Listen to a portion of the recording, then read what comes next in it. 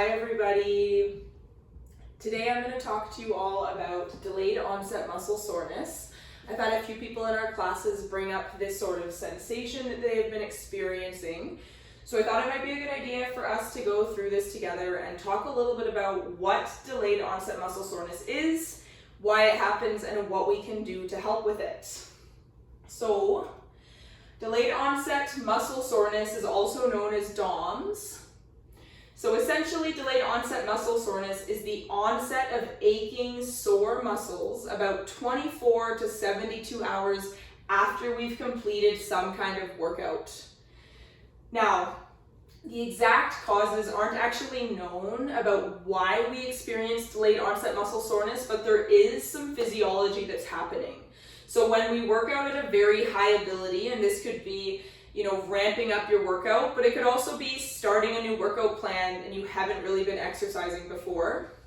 So when we work out at a high ability, we can cause micro tears in the muscles, and this could be any muscle. It could be your glutes, your quads, your biceps, triceps, chest, anywhere through the body where we can exercise muscle. We'll also have some pressure changes causing fluid to stay in the tissue around the muscle, creating a sort of swelling effect. And then we can also have a buildup of metabolites in the muscle. And previously people would talk about this as lactic acid. So they would say there's a lot of lactic acid buildup in the muscles. And that can cause that discomfort as well. So DOMS is incredibly uncomfortable, but it can happen, especially with new activities such as exercise. But it can also occur, as I said, if you train above your typical intensity level. And then I just have a little infographic here about what delayed onset muscle soreness is. Day 1 being the workout, you do intense physical activity. Day 2, you feel calm, you're tired, but strangely okay. And then day 3, bam, you start to feel those achy, sore muscles, and that's your DOMS. Okay, so DOMS or something more. So DOMS is expected to happen when we're engaging in new exercise or we're increasing that baseline intensity that we started exercise at. We can adapt to the exercise intensity levels we are exercising at as long as that adaptation isn't so far off of where we were starting. So like I said, when we engage in new exercise, that's a big step up from doing nothing, especially if we do a lot of it, or we hop that intensity up a lot higher. When you start out, you will be sore. It is important to increase your efforts gradually. I try to do this in our classes, which is why attendance is very important, that you don't miss one or more. And the reason for that is we build up slowly in our classes. So we start our first week with 5 sets, 2 rounds for each. And now we're in week 5 and we are doing 3 rounds for every exercise, sometimes even 4. We're keeping our time intervals the same. We're taking less rest and doing more exercise. And then active recovery is also very, very important. So active recovery could look like a light activity like walking. My level 1s are very familiar. When we are going into our active recovery, we just go forwards, forwards, back, back. We just get a little bit of movement. The active recovery helps flush those things out of our muscles, like the metabolites. It can reduce that swelling around the muscle. And then of course, be sure to recover with rest and fuel. So you can't just be walking around the whole day to try to recover from a feeling such as DOMS. You want to make sure that you're having enough protein and you're getting roughly 7 to 9 hours of uninterrupted sleep. Now, I could get into a whole thing about sleep and how screens can affect our ability to sleep well, sleep through the entire night, but that's probably a topic for another day. Let's stick to delayed onset muscle soreness. And then here, I also have another infographic about 6 things that you have to know about DOMS. So number 1 is soreness is expected after exercise and it is normal. Number 2, forces body to adapt. So when we engage in exercises with more intensity and resistance than usual, it forces the body to adapt to that resistance and intensity. Number 3, everyone gets sore. So beginners, seasoned exercisers, I myself still get delayed onset muscle soreness every couple of weeks when I push it just a little bit harder in the gym. Number 4, soreness does not equal pain. So soreness will make your everyday activity slightly uncomfortable, but should subdue in a couple of days, and it should feel like it's getting better after 2 to 3 days. Number 5, improves with active rest. So like I said earlier, earlier, if you start to do movement, increase that blood flow, it can help improve that fatigue and that pain by flushing those metabolites out of the muscle. Increasing your blood flow is a really good way to help flush that out of the system. And then number 6, as I said, food and sleep aid recovery. So make sure you're taking care of yourself with those things. Okay, so what can help with DOMS? So I'll go through the don't list first since it's a lot shorter, and I'm sure I could have exhausted this list, but I feel like the do makes a pretty good idea of what you should be doing that you probably won't end up in the don't. But don't stop moving. If you stop moving, again, you can't get that increased blood flow to flush that out of your muscles. So you want to make sure that you are moving. You don't just want to sit on the couch and not do anything at all for days. It's going to make the muscles more stiff and you will end up in more pain.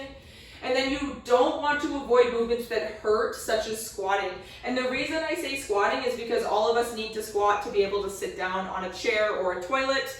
And so when we avoid movements that hurt, especially when we have DOMS, and if that feeling is predominantly in the legs, the more we actually do movements like squatting or sit down in a chair and stand up, it can actually help, like I said, flush those metabolites out of the muscle.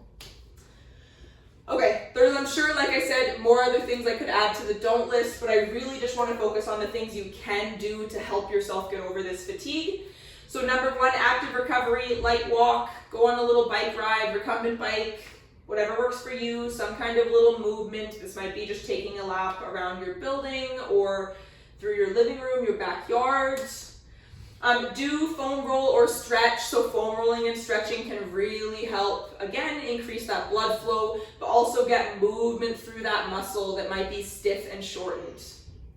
Whole body vibration has also been proven to really help with delayed onset muscle soreness. A lot of people like to use whole body vibrators in gyms. You just stand on them, press the start button, and the little platform you're standing on just does a little bit of a shake. You can increase the intensity or decrease the intensity. If you have access to one of those, that can really help with the delayed onset muscle soreness, but it can also help drain the lymphatic system.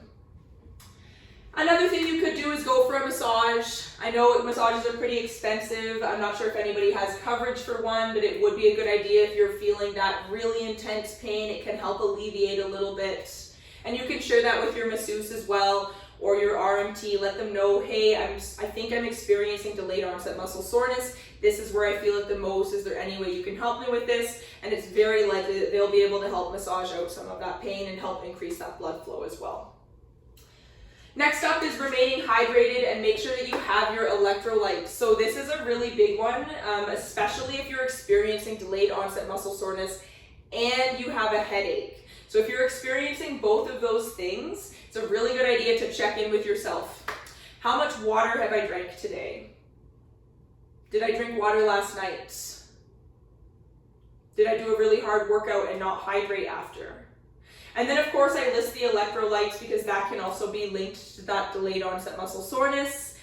You can get electrolytes in many different drinks. I think I've spoken to most of you and most of you are pretty familiar with electrolytes. You've had Gatorades or Powerades, or I think some people have even bought their own powders. So that kind of stuff can really help too. I would definitely say stick with the water first, and then if you notice that it's not getting any better or you feel like you're just passing that water through, maybe add in some electrolytes to help with that. And then next up is do sleep 7 to 9 hours a night. And I didn't list it on here, but it is a good idea to try to get uninterrupted sleep, like I said before. Again, I could go into a whole thing about how screens affect our ability to sleep at night, but the best thing I can recommend for you in this short presentation is to make sure that at least an hour before you go to bed to try to absolutely avoid the screens, especially screens where you don't have a blue light filter on them, and that would be TVs, a lot of phones. You have to go into your settings to change that, computers, iPads. So try to avoid that kind of stuff. Maybe read a book or something, have a tea with your partner, and just try to avoid screens for that last hour before bed and see if it makes a difference for you when you go to sleep. And then the last one I have here for do is have a warm bath or shower. And this is a really good alternative if you don't have access to a massage or an RMT. You could have a very warm bath or shower. I have also heard that some people find they relieve their tension when they use cold and hot water together. And this mimics, of course, having cold on your neck or your back and then heat and then cold and then heat. But I have heard people say that it works really well for them, especially if they're feeling tense through their upper back and shoulders and neck. So those are things that could help. Not all of these are going to be perfect for you. So don't expect yourself to do all these things and think, okay, my DOMS is gone now. It will take time, it will take a little bit of effort, but once you've experienced those DOMS, you know again what to look out for, but you also probably have a good idea of what might help.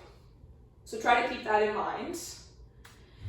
And then the last thing here, what to know, delayed onset muscle soreness is completely normal. You don't need to panic if you're experiencing this. And I also highly recommend still coming to classes. The best thing that you can do for yourself when you experience something like this is to make sure that you're still coming and getting that increased blood flow to flush that out of the system.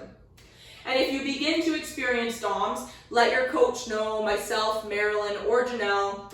Let us know and we can try to help you find a personalized plan to help you manage the pain. We might be able to go beyond the list that's recommended here based off what your experience is with things that work for you.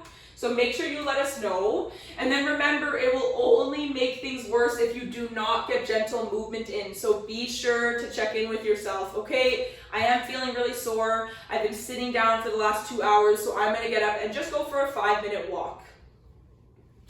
Okay, and then DOMS should last around 24 to 72 hours in most cases.